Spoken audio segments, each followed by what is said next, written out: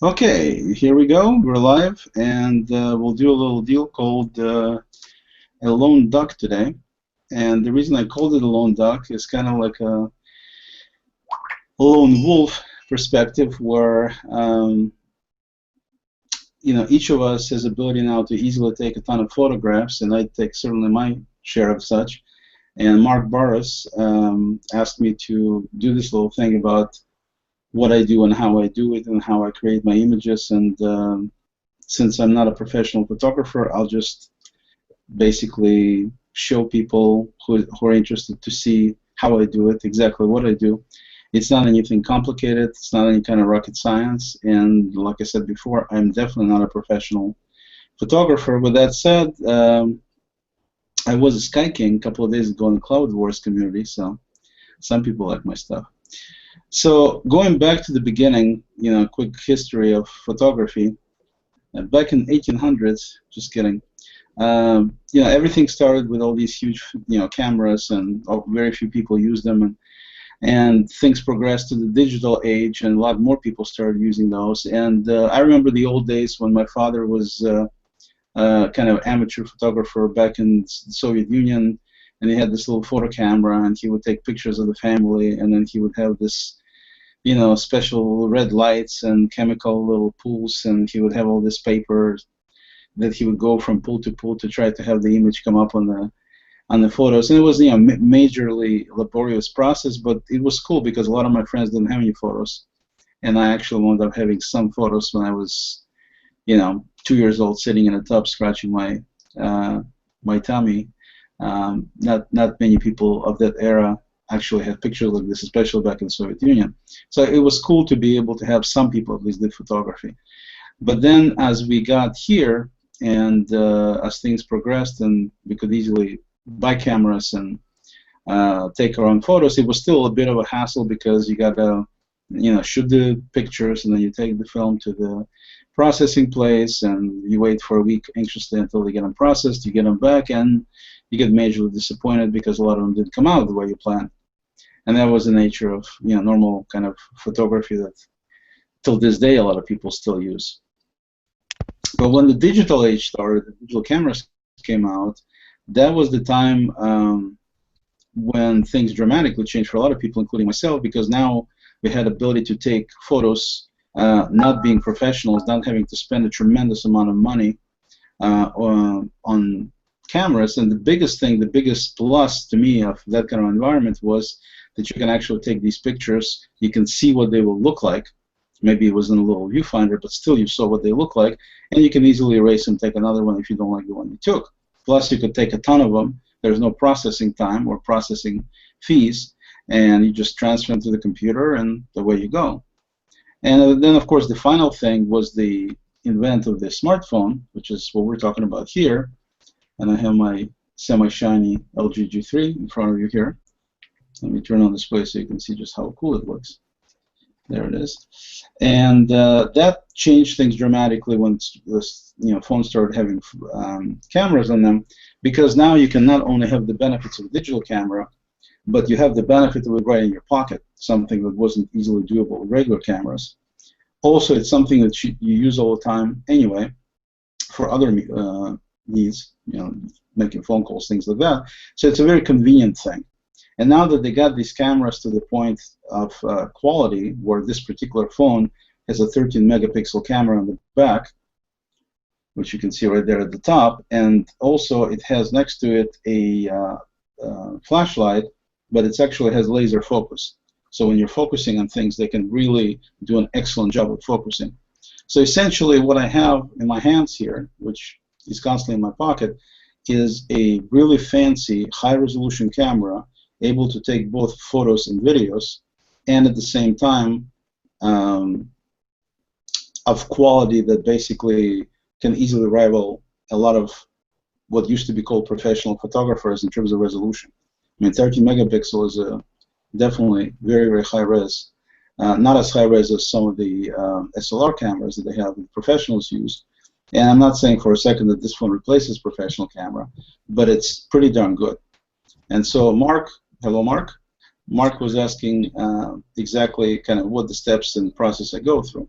So first, in terms of new people getting into this, first and foremost is if you have a Google Plus account, then you already have ability to do what they call auto backup.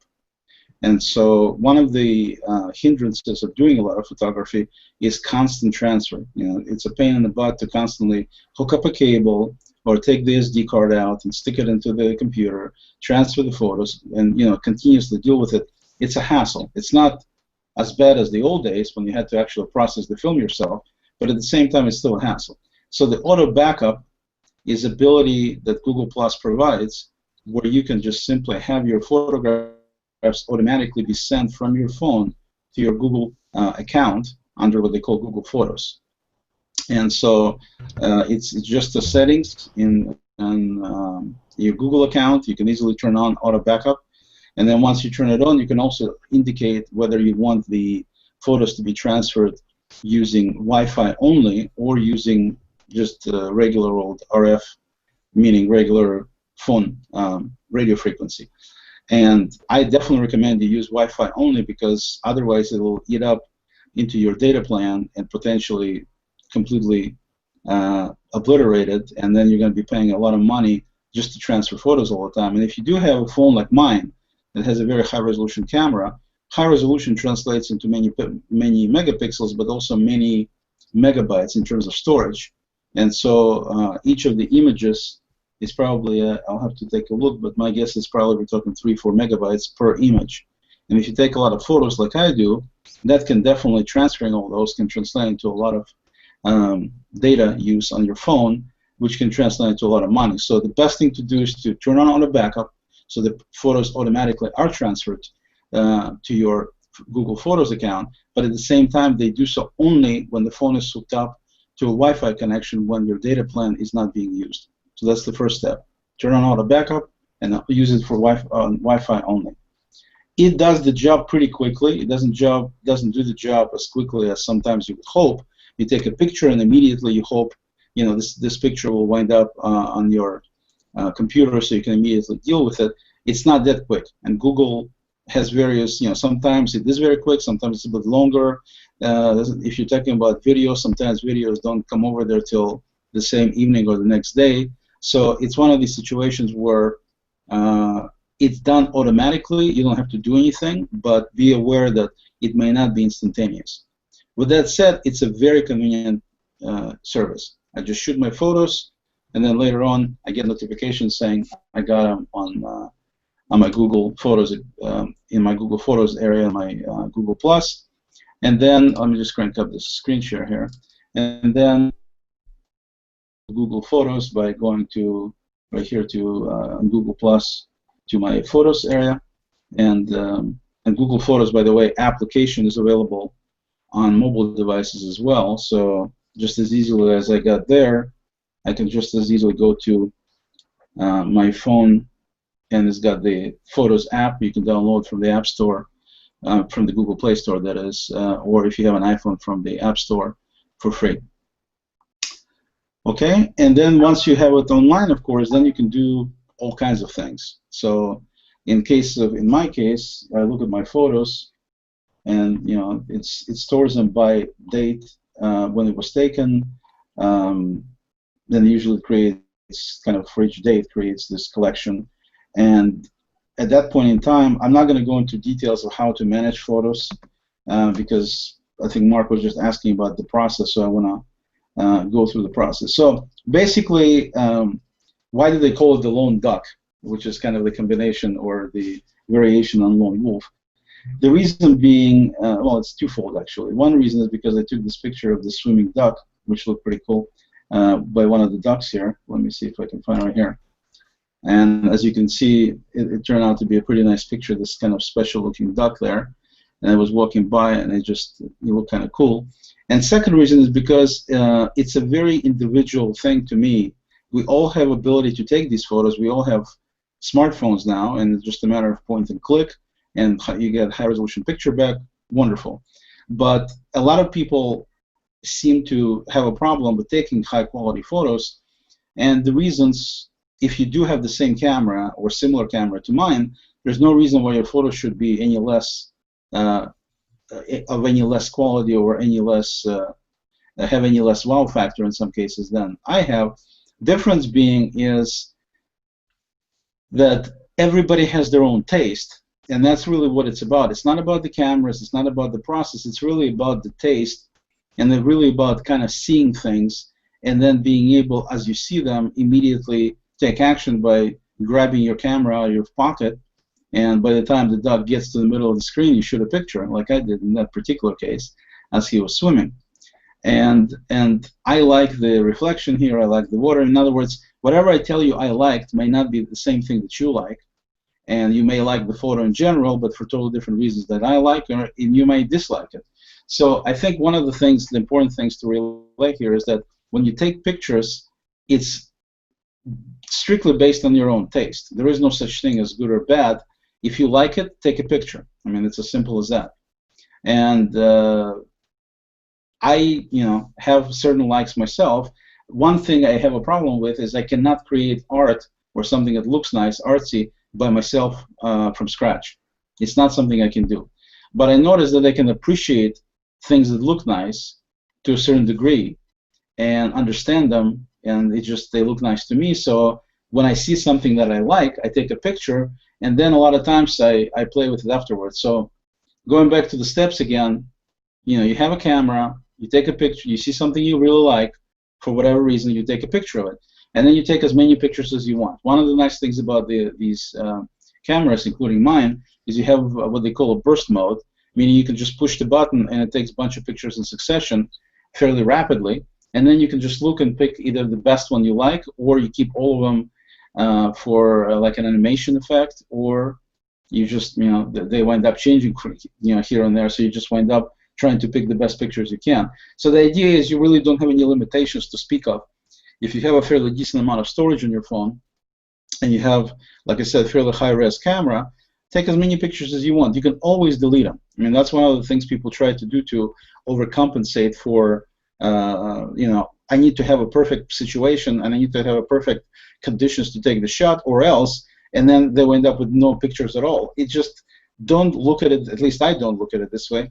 I see something I like even a little bit, I take a picture. If later on I dislike it, I'll delete it. I mean, it's not like it costs anything or it's any big deal. It's just not that big of a deal. But if you do have a lot of pictures, then you have a lot more choices in terms of what you pick for what you're actually going to keep or what you're going to throw away. And also, of course, a lot of times you shoot pictures for a reason. Like, for example, I have a client who is a bakery, and they have a lot of pastries and cakes and different things like that. So for them, for some of the photos I put online for them, I go and shoot pictures specifically of their products, but I do it kind of in a 3D fashion or with a certain lighting, or just things that I like. But again, I'm not really creating it in terms of it's already there. I'm just taking a picture of it, but I take a picture from a slightly different perspective than your usual typical boring, here it is on the table, take a picture from this angle, and it's always this angle. I don't like that kind of stuff. So again, strictly personal preferences. Whatever you like, whatever you think somebody else asked you to do, if they asked you to take pictures for them, then that's what you do. And you take a bunch of pictures and you pick the best ones. I mean, it's not rocket science. It's common sense, nothing special. So going forward then, we got the pictures, we took them in the camera, we have auto backup turned on, so it transferred to the computer. Now we look in Google Photos, we got them. What at that point can you do with these pictures? If the picture looks good like this one, I wouldn't do anything with it. Now, if you're looking at a picture and it looks great, just keep it. Okay, you don't have to do anything at all. If you don't like the picture, delete it, obviously. If you wanted to do some editing on it, then in some cases it would depend what you're trying to accomplish. For example, let's say that I look at the picture. Let me see here what we got. Like, for example, picture here, as an example. This particular picture I took, we have this sculpture. No, not Homer, sorry. Wrong one. This sculpture I took, we have in by the lake in Kirkland. And this photo, by the way, did not look like this at all when I took it. Okay? You're looking at a very modified version of what this initial picture was. and you could actually see the whole surrounding area with this sculpture, and of course you see the image through it. Now, most of my pictures, even though I do some editing, I do not modify them in tremendous ways in terms of anything other than color. So this picture was taken, the background was not inserted here manually or digitally. The picture was exactly like you're looking at it. Difference being, it actually showed the entire sculpture on the outside, and I didn't think it looked that great. I thought it would, all of a sudden when I looked at it, I thought it would look a lot nicer if I actually cropped it and made it look like you see here. So that's the first thing I did. I used the cropping tool by going to, you can click on this crop here, or you can click on edit and then go into cropping tool. And then you just cropped it out so it would look like you're looking, so it became like a frame for this image of the sky and the lake. And then the next thing I did was I used some of the other editing capabilities to adjust the colors to look like you see here, and it turned out pretty cool. So if I look at, just to go through another example, let's say if I take a picture, that some of the pictures I took, let me see here. Let's see. Let's go and look at.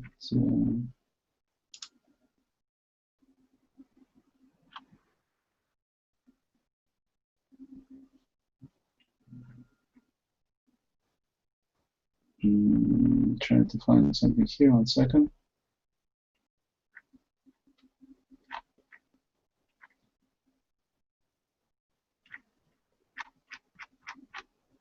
Let's just take something like this. I don't know, whatever. That doesn't really matter.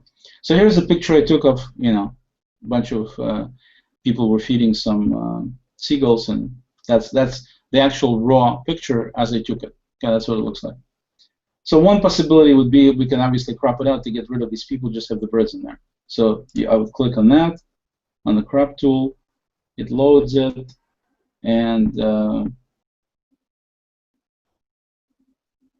then we go ahead and easily crop it by using the cropping tool to bring the size of it down to this area to basically get rid of the people that are right in the way and keep the birds. Over here, if you want to have the lake, you can. If you want to zoom in a little bit, you can do this. So let's say we do that. We just say crop it. Okay, apply. So now we have a picture that's, cropped. It looks pretty cool. But let's say the colors are not that great. So then I usually go into the HDR scape tool. That's what I use the most. So if you look at these different tools, they have different capabilities. They have this vintage tool, and vintage, they typically give you like 6 thumbnails up at the top on the right, and they start with the first one saying that this is what the image will change to. If you use that, if I click on the second one, it will look like this. Third one has more saturation of blue. So they have all these capabilities where they, as you can see here, they blur a little bit of the stuff on the edges. Here it makes it look like, the old, speaking of vintage, that's what the old photos used to look like. So you can make a regular photo look like an old photo. And so they have all these different capabilities. So you change it, plus they can give you specific, more subtle adjustments for whatever the presets are. And they have different styles, so I can make it look like this, or I can make it look like this. So all kinds of possibilities. You just play with it to find the one you like the best, and then you click apply. And you can do multiple selections when you click on edit. You can do multiple selections, not just a single one. So one of the things you can do is you can go through this tune image, and then you can adjust the brightness, the contrast, the saturation. You can add some shadows to it, for example. So it comes back to life here. There we go. You can make it, make it to have colors that will be warmer or colder. All these possibilities are definitely, within your grasp, so to speak, and you can apply them and try them. And if you don't like it, you click cancel on the bottom. If you do like it, you click apply and apply. So in my case right now, I'm just going to cancel it so it doesn't apply these changes. Okay, and by the way, these editing capabilities are similar, not exactly the same, but similar on your mobile devices. So I can actually make some of these adjustments on my phone. The reason I prefer not to do that on the phone is because the screen is small. Even though I do have a pretty large phone, it's 5.5-inch screen size, and it's a very nice screen too, it's still too little for real subtle effects and details, and I just like to look at bigger, my eyesight is not what it used to be. So I like to look at the bigger image because I can see it better. So I typically do not edit on my phone unless it's some basic crop or something I have to reshare immediately, then I do it. I typically do it on either mostly on the computer or my Chromebook, not on the mobile device. And they have, I'm not going to go through all the options here, but you can see you can have all kinds of capabilities there. So typically I either go into the HDRscape, that's my favorite, or I go into drama or combination of the two. Sometimes I use black and white, just kind of a nice black and white effect. They also have this Retrolux thing, which has kind of blurred filters and different color filters on top. Center focus allows you to do a couple of things there. Tilt shift has some capabilities. Most of these are okay, but not that great. I practically never use them. So what I use is HDRscape. So if I go to HDRscape and it loads all the possibilities, you can see, look at the screen and see what it looks like. It looks a little bit sharper.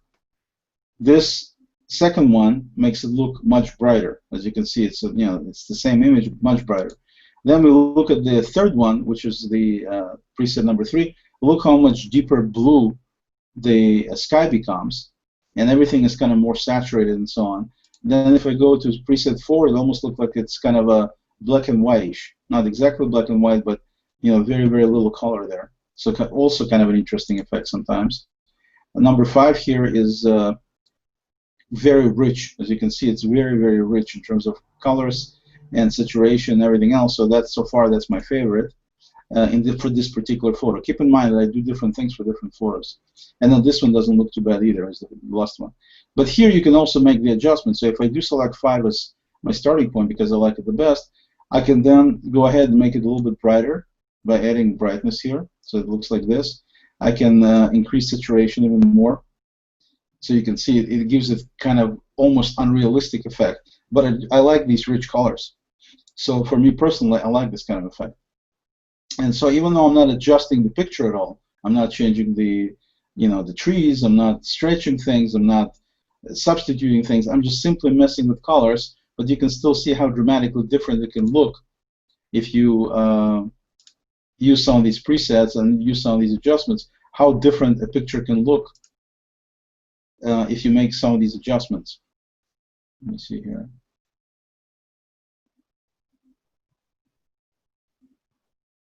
I don't know if you can tell the difference here between this and, let's say, people. Yeah, you can almost imperceptible. This one definitely makes a difference right there. So as you can see, you play with the thing, you adjust it, come up with some settings that you like.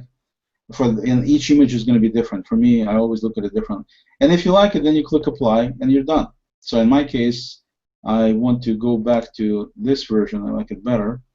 So I just click on the preset, and then so I'll click apply to say let's keep it that way.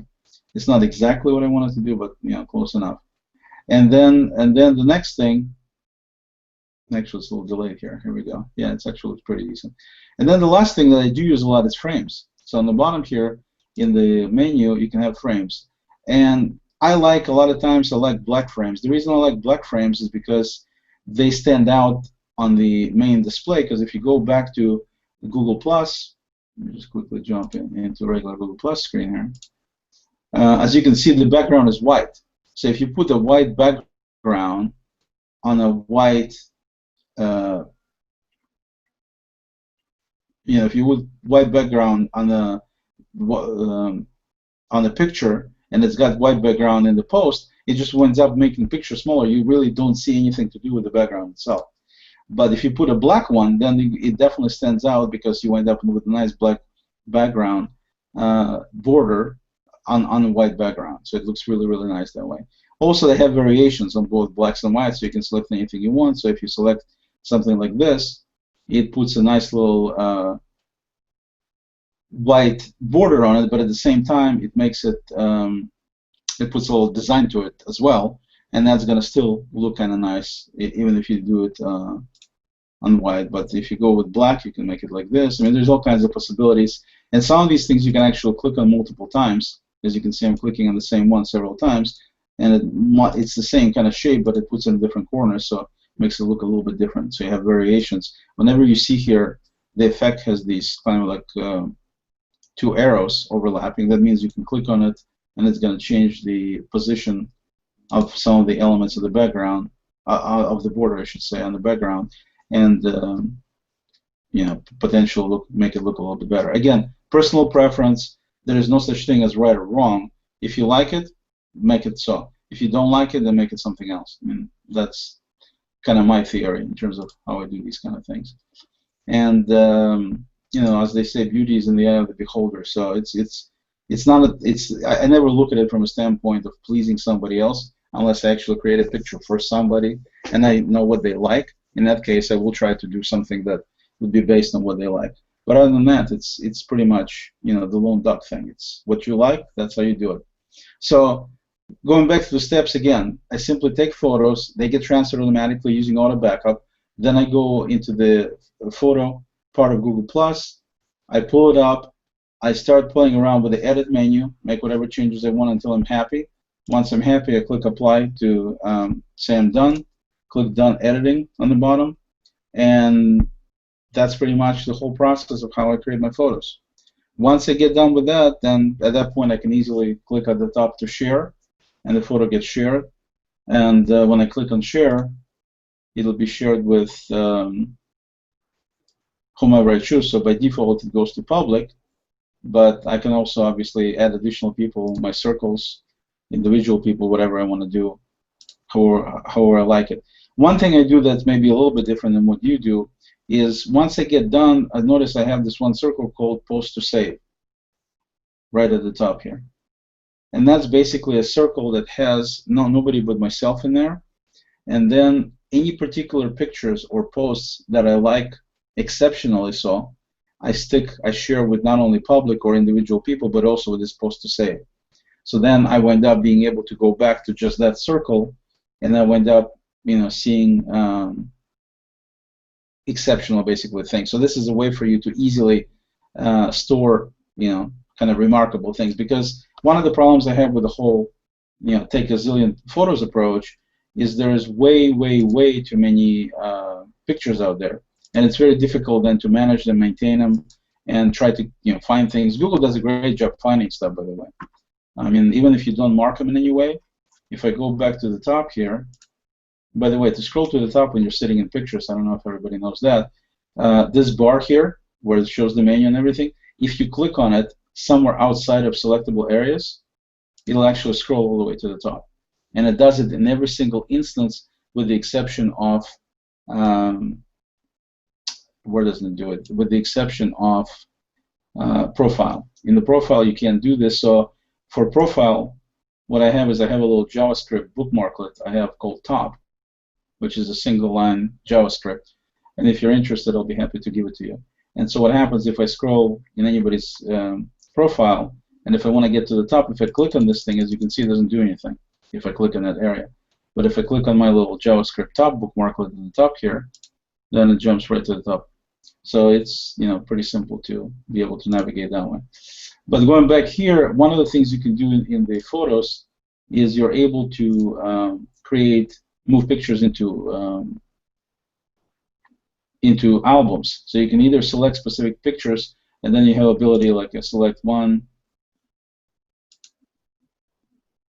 let's say 2 and 3, and then one of the options I have is I can move them or I can copy them, as you can see right there, to album of their own, and then they can be shared with that album, things like that. So you do have reasonably decent way to categorize things. So if it's a birthday party or something like that, they usually take the pictures. Sometimes they run for several days, and I lump them together because sometimes you take pictures that are not just of the birthday party, but also some things outside, things like that. And so, you know, it's nice to be able to put them in a single place. And again, that's where this post to save or photos to save is nice to have, because then you can easily get to really exceptional stuff. Because otherwise, it winds up being barrage of stuff. I mean, I have pictures and pictures and videos and pictures, and you know, it just goes on and on. And if you can see here, if I go to photos here, I guess it doesn't tell me on this screen. Anyway, I have about 40,000 of them here stored, so you can see it's a ton of stuff. And Google does a nice job of search, is what I was saying. If I look for the word birds, for example, um, Google is pretty good at actually trying to find all my pictures with birds in them, as you can see. I did not mark these things with captions of birds or comments of birds or anything. And yet they're still able to figure it out, and they're still able to give me very decent results with, the words that have birds in it, even the dead birds, as you can see in this one. It's pretty cool. Okay, also in addition to that, if I type in mountain, for example, since I have so many pictures of mountains, we live. One of the, kind of unfair, to some degree, if you will, situation with my photos is I live in just absolutely gorgeous area of the country, and most of the kudos for my pictures are because of the nature that's here. It's not me. I just simply point and shoot, but the stuff just looks spectacular. So it's also obviously plays a huge part in the concept here. So let's see if it finds any mountain pictures here. And as you can see, typically Google is pretty quick. Sometimes it's a little bit on the slower side, but most of the time it's pretty quick. And this time, for some reason, it's not. Anyway, while it's looking for mountain, one of the things I was going to mention, that Google has the ability to also take your photos and create variations on them by editing them by itself, at least some of them, and they call it Auto Awesome. And they have different Auto Awesome capabilities. Some of them include motion. If you take a bunch of pictures in a row, they figure out that these are related, and they look at the photo, they look at the time, and then they combine them into a small animation that you can share. And those a lot of times look very interesting. Also, they do what they call stories, which is a combination of your photos and videos being combined, as well as GPS locations. So they show the location where you were at, and a little map showing if you're going on a trip and stuff. And they put together basically like a visual story. And that's extremely cool because if you want to show something or share something with somebody, it's a much nicer way than just a bunch of photos. It actually looks like a little story to kind of go through. And so there's all my mountains right there. Google got kind of stuck for a little bit, but I refreshed and you can see there's mountains galore.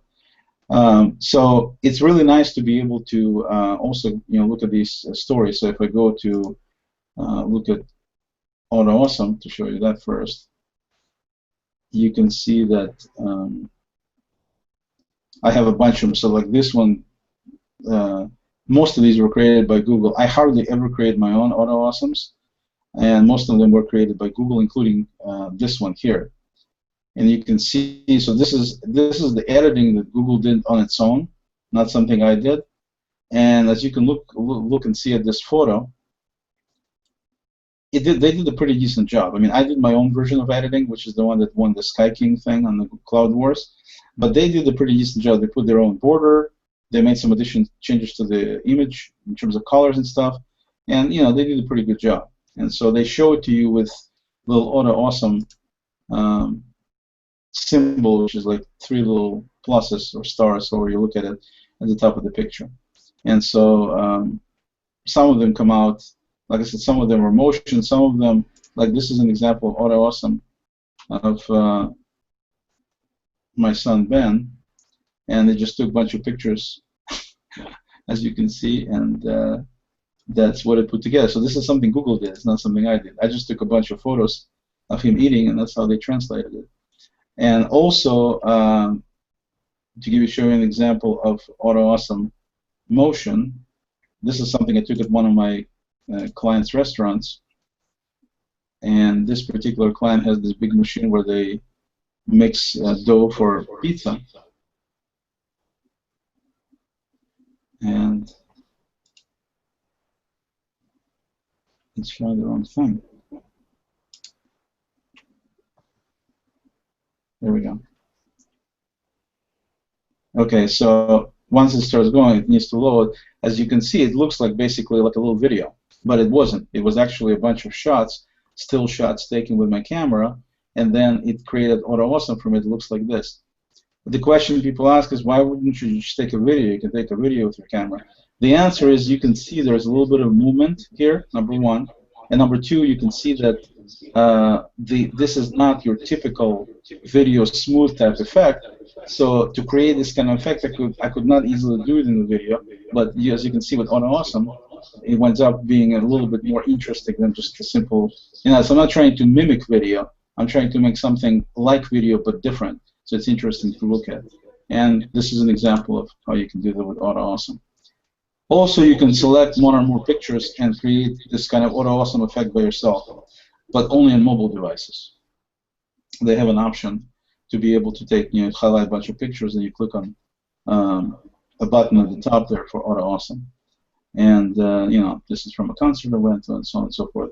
Also, if you take pictures, for example, from like this particular place, it's really fancy-looking dental office in downtown Bellevue, and the color changes. So I just simply stood there and took a bunch of photos one at a time from the same location, waiting for the colors to change, and then when combine them into Auto Awesome, as you can see, you have a color shifting effect. I mean, it's one of those motion videos. You can kind of see at the top cloud moving here in the top right corner here. So you can see it's kind of like animation. The lights change here too, and they kind of move. But it created a cool effect. Mark pointed out he really liked this one. He liked this one probably like one of my best Auto Awesome effects. And so that's how that was done. So Auto Awesome is definitely something I recommend you use just to create a nice effect. This one I took a couple of days ago. It was this bird sitting on the lake there, and then you can see some of the photos. The focus wasn't there, but you can see the guy moves. It's almost like his head swivels 360 degrees. It's kind of cool. So you can experiment, play around with the editing tools, with the Auto Awesome tools, and without really having any kind of major experience or know-how or knowledge, still create pretty compelling photos. And here is another one that Google did, where they converted it to a black and white image and turned out pretty stunning, actually, with the background and everything. This is something you could actually frame and put on the wall. And these photos that you take with the camera, they're high resolution enough where if you did send them in full resolution to one of these organizations that create like canvases on the wall and stuff, then you can definitely, it'll still look really, really good on that because the resolution is high enough to do that. So that's sort of an awesome thing, and I use that.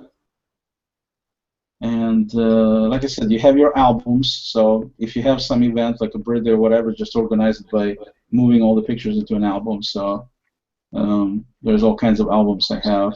I have an album called Kids that has, initially I stored a bunch of photos of kids. I just got too many of them right now. And, different things that happen in life and otherwise. And so there's, zillion different things. And so captioning things is good. Definitely it'll help you find things. Also, Google having its own ability to look through things is a good way to do it. And basically, this is pretty much it. I mean, that's kind of how I go about my photo process. Just take a picture, go into the editing thing. If you don't like the way it looks, make a few changes. Doesn't have to be a lot of changes. And then if you like the result, then that's basically the picture. That's pretty much the process. But everything you see, all of my pictures you see online are all done with my camera from my phone. And the older pictures were done with my old phone, HTC One X, which was also an excellent phone in terms of pictures. So that's now I have LG G3. And between that and what Google does, you can take some stunning photos, as you can see. So with that, I have my son at the Hangout, who also takes his own pictures, so I'll turn it over to him to say a few words about his experiences with taking pictures as a child. Maybe if you have some kids that are interested in how other kids take pictures, then maybe he can share a few words of wisdom on that. Ben, maybe you can describe what you usually do in terms of how you take pictures. Well, first, I like to figure out whether I like this or not. So first off, I just decide, should I really take this picture? As in, is it good, or do I just not like it? So if I do decide to take a picture, usually if it's not moving, I like to focus, like for a few seconds just to make sure, and then take said photo. Now, honestly, I really like photos of animals. I don't know why, just I do. And let's say I take a photo of an animal and I want to post it on Google Plus. I actually don't do this as anywhere near as much as Dad, but so I take the photo and I'd use some of the editing things Dad was talking about, like crop and like change colors, and then I'd have a picture of, let's say, pink, like a bunch of pink flamingos at San Diego Zoo. But usually no, usually I do not just post it the way it is. I usually like to change it a lot. Okay. All right. So anyway, so I guess that's how Ben does his photos. And as I said in the beginning, it's pretty much an individual thing. There is no right or wrong in terms of how you do it, how you don't do it. If you have certain preferences, you have a phone camera, just start taking pictures. And if you see, obviously try to make them be in focus, which is, for new cameras, it's not that difficult. You just don't move your hands for a little bit, and that's going to be in focus right there. You want to make sure that there's plenty of light in terms of, for any camera, it needs a decent amount of light to be able to have a good picture. And so same thing for these phone cameras. They can take a lot of color information in, a lot of light information in, but they can't do it if there is no light. So that's why you need to, make sure that's why most of my photos I take outside, because the quality is far superior to taking them inside the house. Because I don't have special lights I set up like professional photographers. I don't do any of that stuff. So the photos from the outside come out far better. Even with the flash, it's still not as good as outside light. So outside light is best if you want to shoot something and make it look nice. That's basically it. I mean, you have your camera, you have your auto backup turn on, you have your editing tools, you have your albums where you store stuff, and just come up with some kind of strategy in terms of how you organize things so you don't lose things or forget things. And if you can group them in albums based on, like I said, kids, or based on specific topics or specific trips, that would be better. But keep in mind that over time you're going to amass more and more and more and more photos, and nobody came up with a solution yet in terms of how to effectively manage all of them. Because as time progresses, it just changes. I mean, I started taking a ton of photos when my kids were born. I mean, literally taking multiple photos per day, and I wound up with having thousands of photos in the first year of their life, mostly of theirs, so I put them on a DVD. And then it went from, one child to 2 children, and then you have the outside stuff, and you have the parties, and this and that, and it just winds up. On one hand, you want to document everything. On the other hand, it's just way too much stuff out there. I mean, I've had many relatives, tell me, "Get your camera out of my face. I'm tired of this." And then they would hug and kiss me, a year later, that I have this incredible historical evidence for them of what happened and things like that. So it's amazing to take the stuff. It's very useful, especially if you look at it, in the future. But the management thing is a little bit difficult, and you do end up with, the whole idea of having photo albums is totally out the door, because I got tens of thousands. I mean, I'll probably totally consume my entire house if I tried to print them and put them in albums. And just, watching the stuff, you have all kinds of slideshow tools, and you can Chromecast things now, so you can put them on a big screen TV. So, there's all kinds of capabilities and tools, and it's really more of an individual preference in terms of how many pictures you take, how you manage them, how you organize them. There are certain tools are there. That's how I use the tools myself, and you might want to use them somewhat different. So if you have any specific questions, in addition to this, as you can see, this is nothing earth-shattering here. It's pretty simple. And just shoot me a post on Google Plus or email, either way.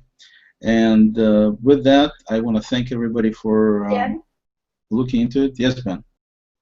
I just have one question. Yes. I don't think they will ever, well, not really a question, but I don't think, let's say people take as many photos as you, I don't think there's a way to organize it. Is there? Well, there is. There is a way to organize it. It depends highly on your personal organizational skills and preferences. Okay, because if you look at the paper or letters that you get and information about taxes and medical stuff and all kinds of insurance things, people do organize their information in some way. Some are totally disorganized, so that's true. But most people, they have file cabinets, they have folders, they organize things somehow. So, some people organize things based on topics.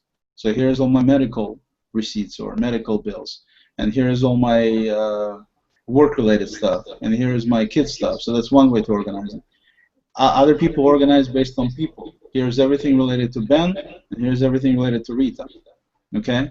Other people organize it based on events. So here's the first quarter photographs for the first quarter of this year, or first half a year or whatever. So there's definitely a way to set up albums, and then you can put in these albums as many pictures or videos as you want. And so they give you the tools to organize. What they don't do is they don't tell you exactly how to do it. So because that's very individual in terms of preferences. So you may want to organize things differently than I would. So as long as you have the tools, then you organize them. That's all. I don't think anybody has any solution to the organizing and being able to easily pull something from, even when I have tens of thousands of pictures. I mean, there's just no such thing. It's not. I certainly can't come up with any way to do it in an easy and straightforward manner. But with that said, we still look at old pictures. We still find things, and naming folders or these albums correctly is helpful. Like, for example, when you and I went to the when we went to the Star Trek thing, right? So that was awesome. If I type in Star Trek, for example, my photos here, let me bring back the screen sharing.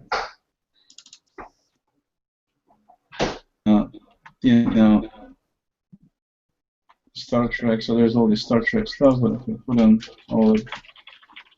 put in my name in there, in addition to that, then I would have things that I've shared, including this photo of you with the Klingons when we went to the Star Trek convention, right? So that's one thing. Another thing, we went to the Star Wars, and I put my name in there again, so it finds everything that has Star Wars with my name, and then you would see that it'll come up with things that I shared that have to do with Star Wars. Actually, I'm sitting in the wrong place here. Let's go to Photos and type in Star Wars.